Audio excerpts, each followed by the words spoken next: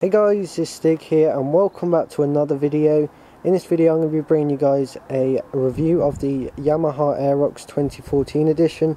I'm actually going to be doing this because I've actually wanted to do sort of an in real life video for a very long time, but unfortunately I haven't had like the sort of time to do it. But today I just wanted to bring you guys a review and also to show you guys what I actually have, and this is something I do outside of YouTube, so when I'm not actually making YouTube videos, this is what I'm doing. I'm enjoying riding this bike. So I'm basically just going to be showing you guys the basics of this bike, showing you what it can do, showing you things that I like, things that I dislike, all that kind of thing. So starting off with, we've just got like a little tour. I'm actually in my garden at the moment and I actually live on top of a hill, so the wind is actually really heavy up here at the moment, so sorry about the wind noise. This is just basically the front. You've got your Yamaha logo. These are like air intakes. I believe it makes it go faster or something like that, not quite sure, but obviously you've got your basic lights, you've got wheels, your wheel. This is the nice bit under there. It's a bit dirty, I should have cleaned it before I actually made this video, but obviously, yeah, tax disc, all that kind of thing. You've got basic wheels, you've got disc brakes, which obviously is expected on a bike like this. This is basically just the handlebars.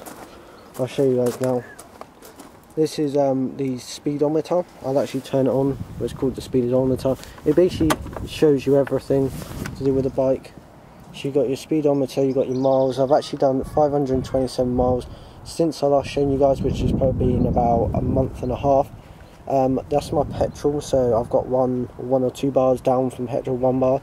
That's the obviously time, so it's 2:51 in the afternoon. And basically these are just the controls. You've got your horn, which is actually very loud, so I'm not going to do that. You've got indicators, which to put them on you just push it sideways, and to turn them off you just, I can see now, I think that's, yeah, that's showing it. That means the indicators go in left or right at the moment, but to stop it you just got to press it in and that will just stop it totally. So all your kind of things to do with it are here. They basically tell you, so you got things like your petrol light, your oil light, your indicators, all that kind of thing. Just any sort of warning lights, that's where they are on the main sort of dashboardy area, if you guys know what I mean. So obviously you've got your 2 mirrors, you've obviously got your start button. This is how you actually start it. A lot of people wanted me to start it, so I'll do that. All you got to do to start it is you've got the key, you've got to turn it to that way, you've got to hold down the brake, and this can be a little bit tricky, but you've got to push in that button at the same time. I'll have to do it with my finger. As you can hear, that's started. I'm hoping you can still hear me. I'll go around the back.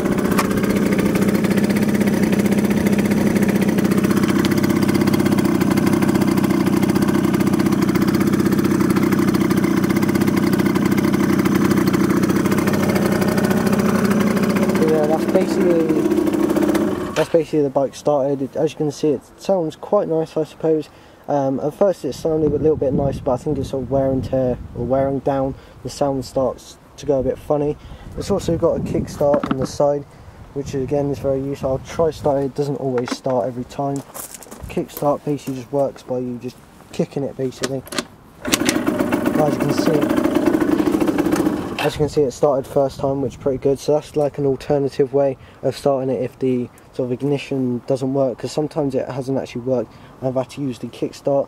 So obviously you just got your basic sort of foot panels where you put your feet like this, and this underneath here is the VIN code, I believe it is.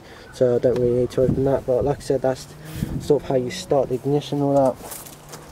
It's like an actual passenger seat. You can actually get a top to cover this up, to sort of make it look like it's not a passenger seat, but something like that costs like 60 quid or something, so it's kind of pointless.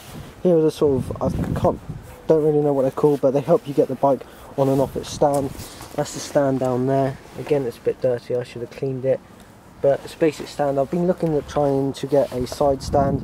They're quite expensive, they're like 50 quid, which for a stand is quite expensive, I suppose, so I'll probably get one at some point. Again, you got your sort of, I'm not quite sure what this is called, but it looks quite interesting. You got the rest of the sort of wheels, and you got the sort of motor and all that kind of thing inside that little thing in there. You can't really get into it because obviously it's covered up. But round here I've got it on L plates. I'm not going to show you my number plate, but you got basic lights. These work obviously. That's your sort of brake light, I think it is, yeah, brake light. and you've got your little mini light down here that basically lights up when lights up your number plate. Here you've just got obviously your basic engine stuff, which like what I was talking about. It does actually look really nice. You've got your exhaust pipe. This is the exhaust pipe. This is kind of like a protection from the exhaust pipe. I guess it's so you don't touch it or anything like that. I'm not 100% sure, but it's still a bit dirty up there.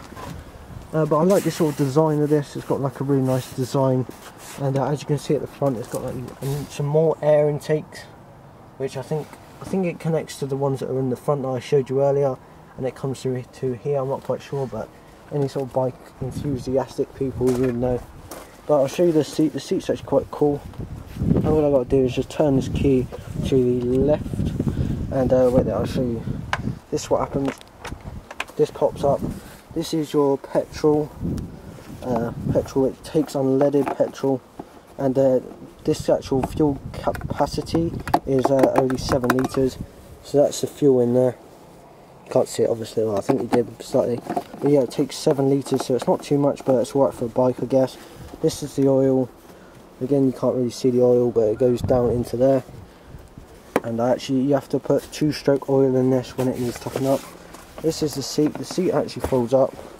Folds up like that. Inside, I've got my gloves, some English coins, my glasses, because I do actually need glasses in order to ride because my eyesight's not very good. My Yamaha assist, just in case I break down or anything like that. Yamaha's the company, obviously. And a Tesco's receipt for chocolate. I keep random receipts in there, Tesco's receipt.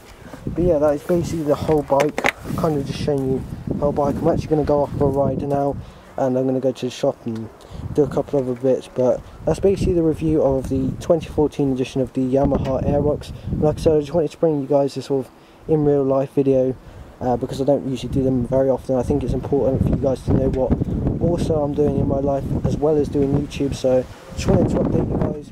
But like I said at the beginning, I'm sorry about the wind noise because the wind's really picking up.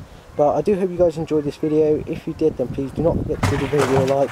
And something just went crash in the background. But yeah, like I said, do hope you guys enjoyed this video. If you did, then please give the video a like, and I'll see you guys in my next video.